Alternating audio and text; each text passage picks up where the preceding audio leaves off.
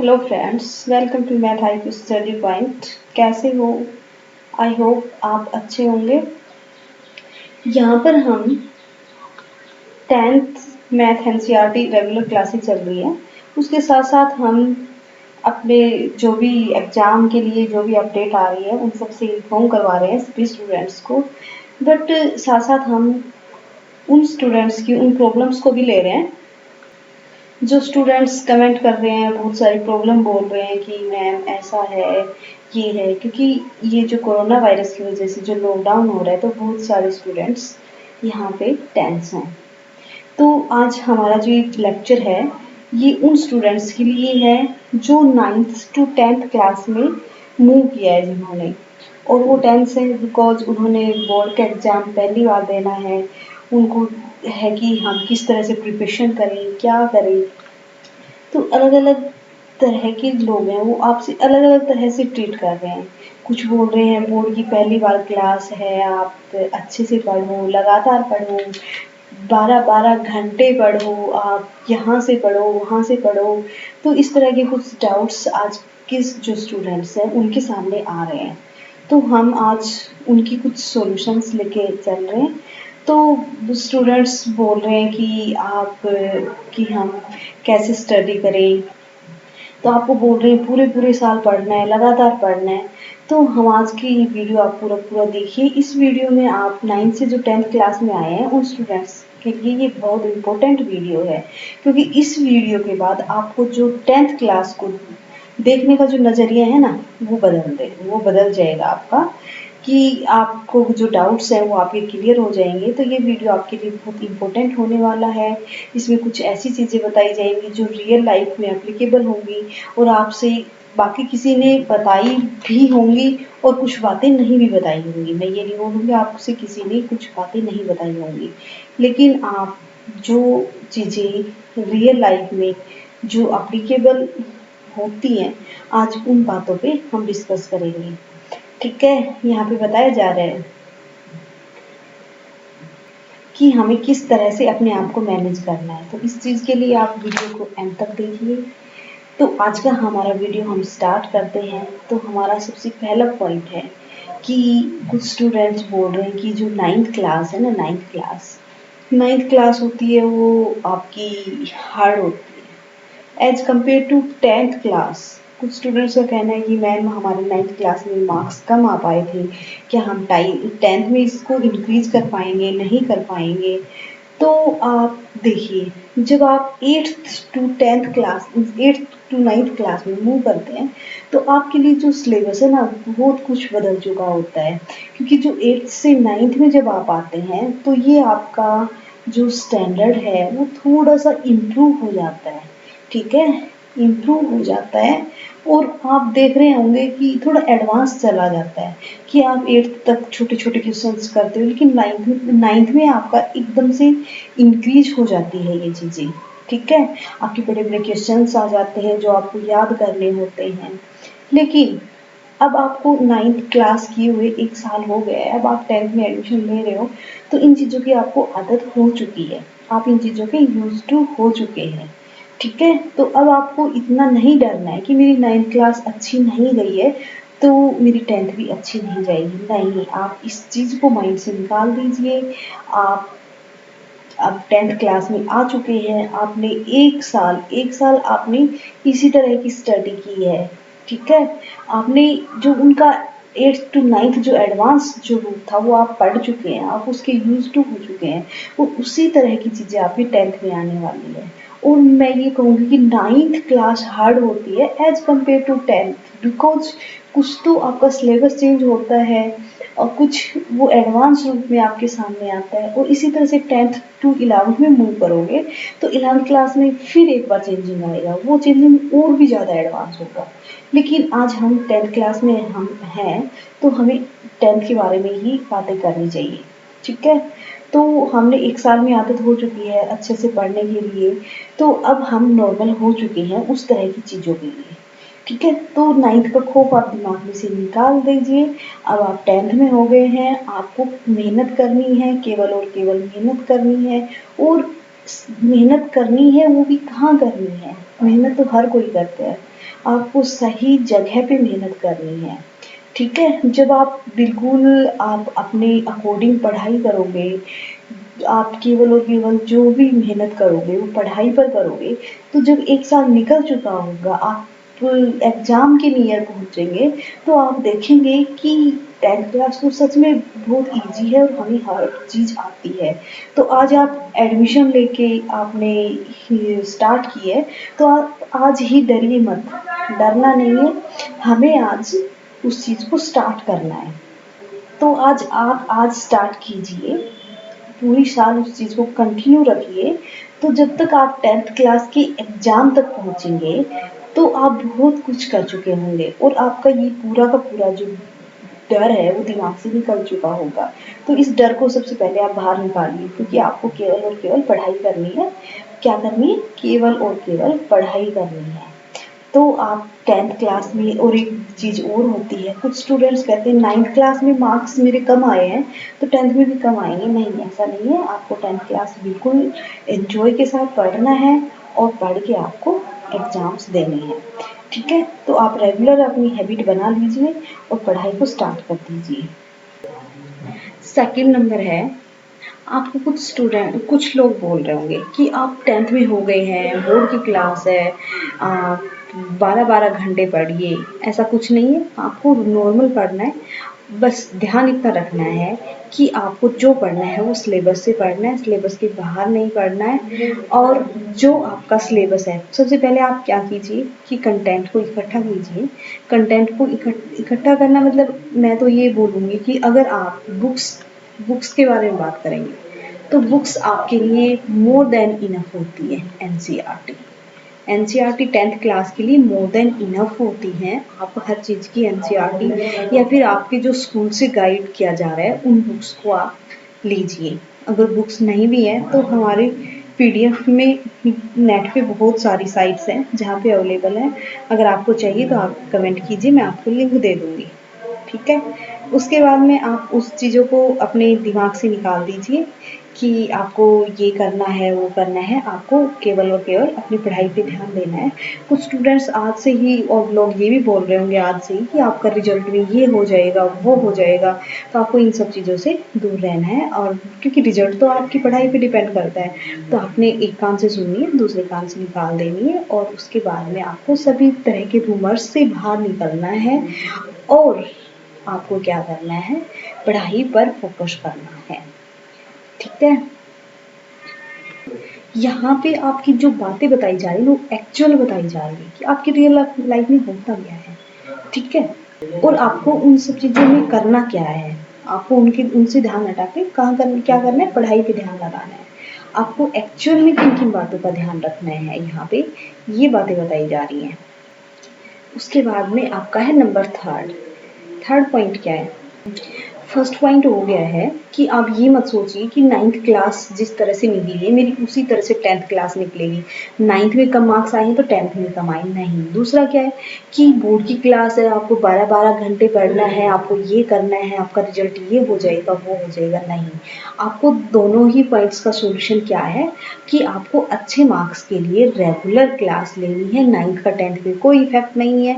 10th का effect आज से आप जो पढ़ाई करेंगे, एग्जाम तक जो पढ़ाई करेंगे, आपका रिजल्ट वही आने वाला है, और आपको किसी तरह के रूमर्स में नहीं पड़ना है। ठीक है, उसके बाद थर्ड पॉइंट आपको क्या बोलना है?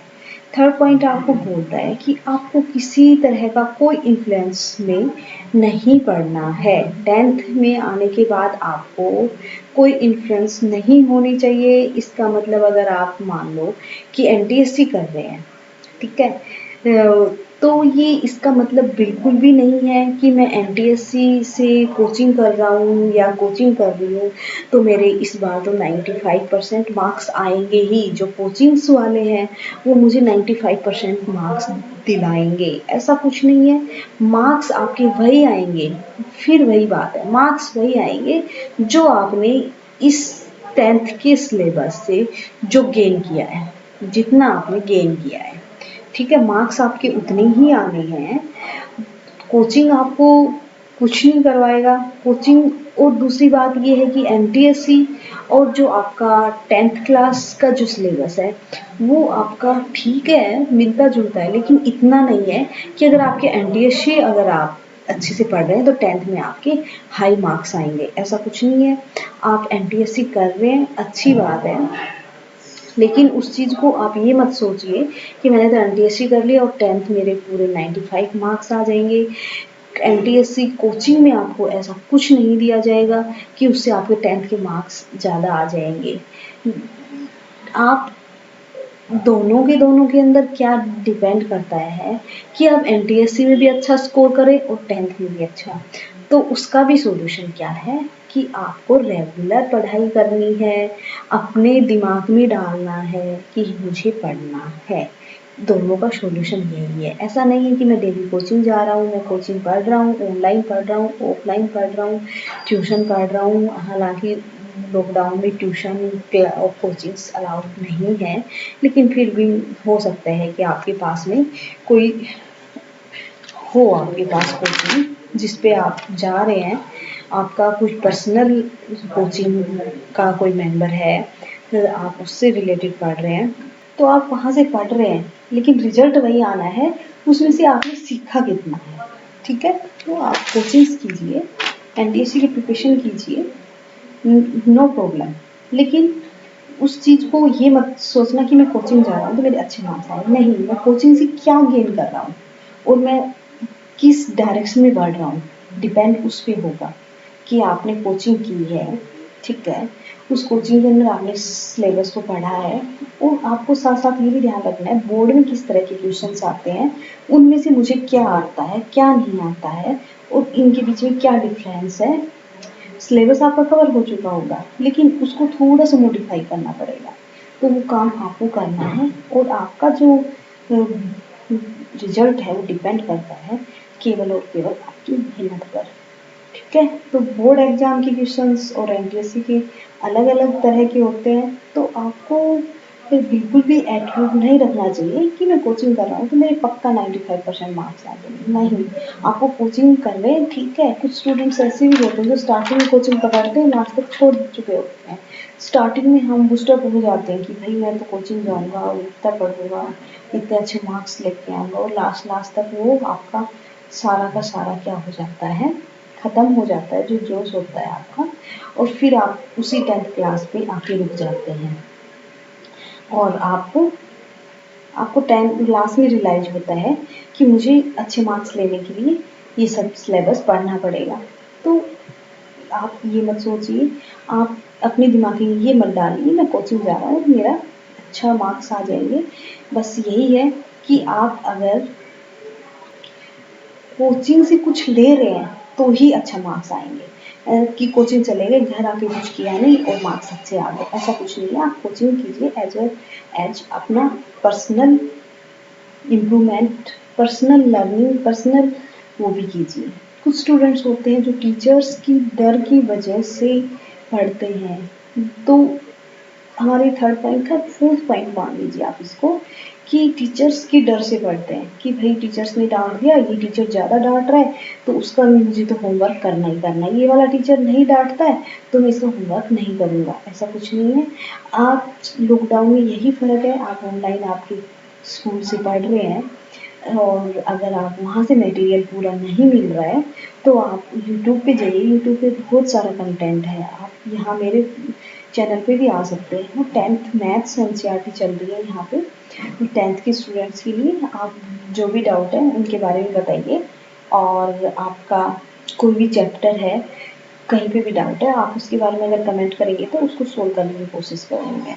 तो ये कि टीचर की डांट का डर से आप पढ़ते हैं तो ऐसा छोड़ दीजिए, अपना जो सबकॉन्शियस माइंड है उसमें से इस पॉइंट को निकाल दीजिए कि टीचर का डर है तो पढ़ाई करनी नहीं। आप अपने दिमाग में डाल लीजिए कि मैं 10th में हूँ, 10th के एग्ज़ाम होने हैं, वो तो टाइम पे होंगे, ठीक है, तो एग्ज़ाम होंगे तो मैं उसमें क्या लिखूँगा, और मेरे को अपने जो मेरे क्लासमेट्स थे और हैं भी, उनसे मिलना जुलना नहीं हो रहा है, लेकिन आप फ़ोन पे बातें कर रहे होते हैं, तो कभी वो मेरे से ज़्यादा मार्क्स ना ले लें, उनसे ज़्यादा मार्क्स लेना है मेरे को।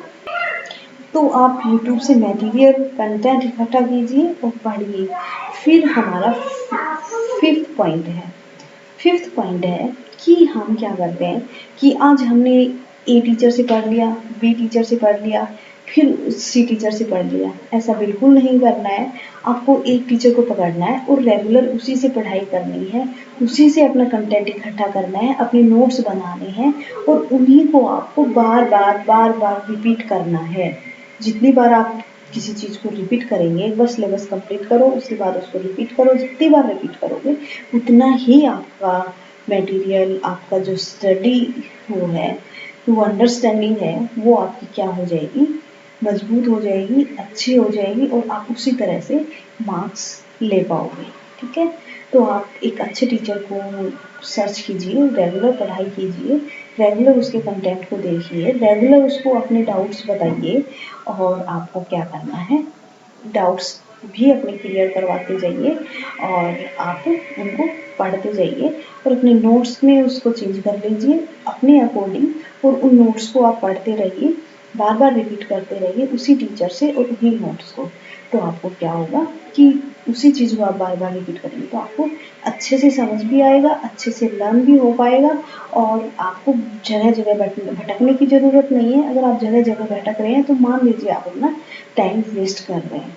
ठीक है, तो आपको गुड टू गुड करना है और एक ही जगह से करना है, अच्छे तरीके से करना है। ठीक है, वो चाहे किसी और टीचर से पढ़ो, चाहे अगर मैं मैथ्स पढ़ा रही हूँ मेरे चैनल से पढ़ रहे हो मेरे चैनल से पढ़ो। हाँ, अगर चैनल पे आपको डाउट आ रहे हैं, आपको जो चैप्टर डलवाना है आप उस चैप्टर के अकॉर्डिंग आपके अकॉर्डिंग बोलिए।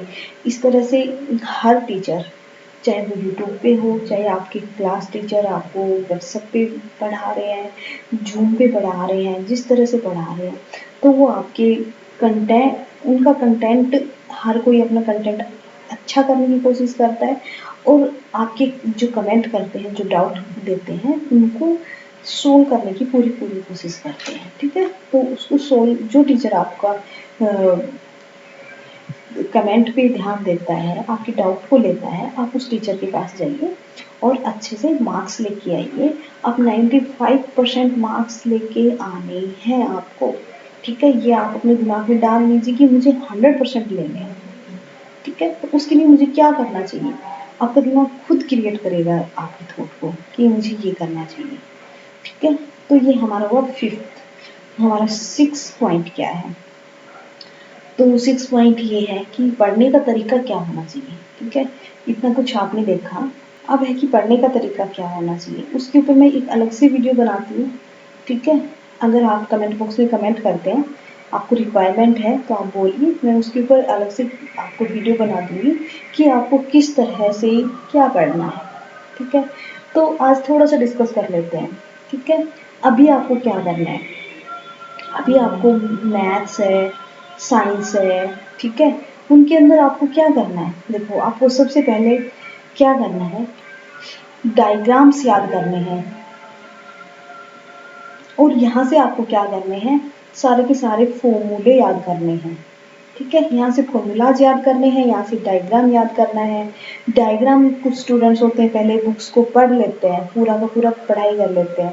ठीक है, उसके बाद क्वेश्चंस लर्न कर लेते हैं, फिर अपने डाउट्स भी ले लेते हैं, उनको रिवाइज भी कर लेते हैं, लेकिन सोचते हैं कि डायग्राम तो यार हम एग्जाम के पास याद कर लेंगे। ऐसा बिल्कुल नहीं है।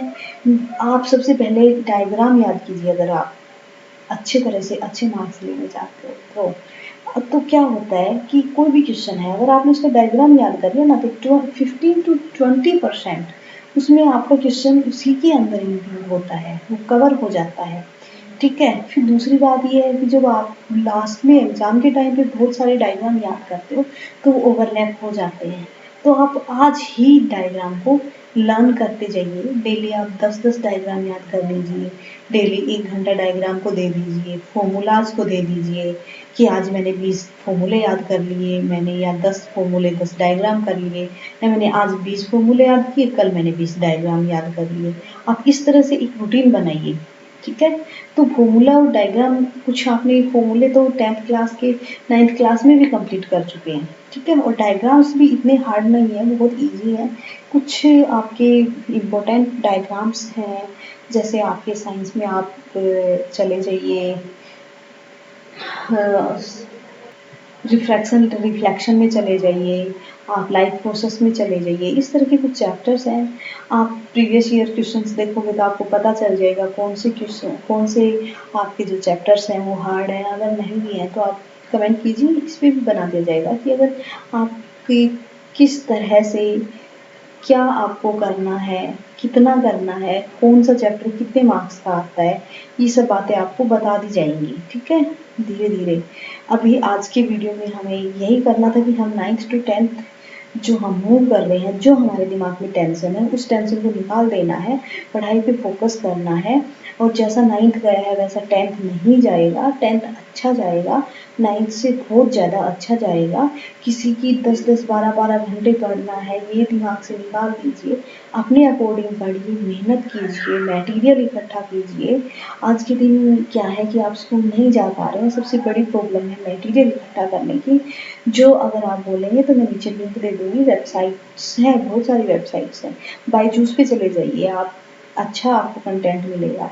या मैं कुछ और आपको दे दूँगी, क्योंकि मैंने कोई वेबसाइट बनाई नहीं है जिस पे मैंने कंटेंट इकट्ठा किया है, लेकिन कोशिश करूँगी मैं आपके लिए, ठीक है, कि मैं मैथ का कंटेंट तो डालूँ। ठीक है, उसके बाद में आपको क्या करना है, आपको अपना सिलेबस आपने अपने मटेरियल को इकट्ठा कर लिया है तो आप रेगुलर पढ़िए, एक ही टीचर से पढ़िए, अपने नोट्स बनाइए, उन्हीं चीज़ों को बार बार रिपीट कीजिए। और एक बात और ध्यान रखनी है, जब आप यूट्यूब पे जाते हैं, आप यूट्यूब खोलते हैं पढ़ने के लिए, लेकिन आप पहुँच कहीं और जाते हैं, तो सबसे बड़ा फैक्टर है आप अपने मन को शांत कीजिए, अपने ध्यान को अपनी पढ़ाई पे कंसंट्रेट कीजिए। जितनी देर आपको पढ़ना है उतनी देर आपको अपने दिमाग को आपकी पढ़ाई पर लगाना है। हाँ, आपको एंटरटेन करना है तो आप पढ़ाई की बात कीजिए। ठीक है, अपने दिमाग को घुमाइए फिराइए मत, आप सीधे उसी चैनल पे जाइए जिस चैनल से आप रेगुलर पढ़ रहे हैं और वहीं से पढ़िए। पढ़ने के बाद आप देखिए, मैंने 1 घंटा पढ़ा, 1.5 घंटा पढ़ा, 2 घंटा पढ़ा, उस चीज़ को मैंने रिवाइज किया कि नहीं किया, कितना किया, क्या कुछ किया, इन चीज़ों का सबका एनालिसिस करना है। और एंटरटेनमेंट का अपना अलग से टाइम रखना है। ठीक है, हमें इन चीज़ों को, इन जो हमारी इलेक्ट्रॉनिक गैजेट्स हैं, डिजिटल गैजेट्स हैं, इनको अपने यूज के लिए यूज करना है। ठीक है, एक सही डायरेक्शन में यूज करना है, एंटरटेनमेंट के लिए कम यूज करना है। ठीक है, ऐसा नहीं है कि हम एंटरटेनमेंट जाते हैं पढ़ने के लिए और एंटरटेन करके रह जाते हैं, तो ऐसा आपका एक एक दिन खराब होता जाएगा। आपको ऐसा कुछ नहीं करना है, आपको रेगुलर पढ़ाई पे ध्यान देना है।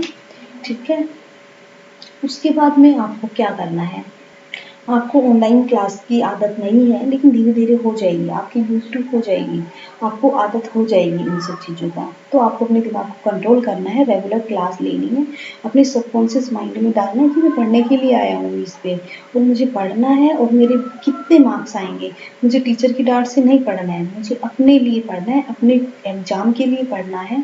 और अपने important questions, previous year questions, इन सब का ध्यान में रखते हुए आपको पढ़ना है। तो देखो, स्टूडेंट्स के डाउट है, कुछ स्टूडेंट्स ने बोला है कि आपका जो इम्पोर्टेंट क्वेश्चंस और प्रीवियस ईयर क्वेश्चंस में क्या डिफरेंस है, किसी स्टूडेंट ने बोला है। तो इस तरह की कुछ आपके डाउट्स हैं, मैं डाउट्स ले रही हूँ, तो आपके जो डाउट्स हैं उन पे बारी बारी रेगुलर वीडियोज आते रहेंगे।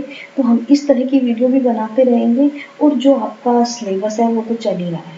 ठीक है, तो आपको किसी भी तरह का कोई भी डाउट है कमेंट बॉक्स में कीजिए, चाहे आपको पढ़ाई से रिलेटेड हो, या आपको एग्जाम को लेकर कोई टेंशन है, क्लास को लेकर कोई टेंशन है, उससे रिलेटेड हो, तो उस सब तरह की हम हेल्प की जाएगी यहाँ पे। तो आज हम यहीं पे इतना ही करते हैं। आप और ज़्यादा मोर अपडेट अगर आपको चाहिए, इसी तरह की वीडियो चाहिए, कमेंट कीजिए, सब्सक्राइब कीजिए, और अगर आपको वीडियो लाइक है तो लाइक कीजिए।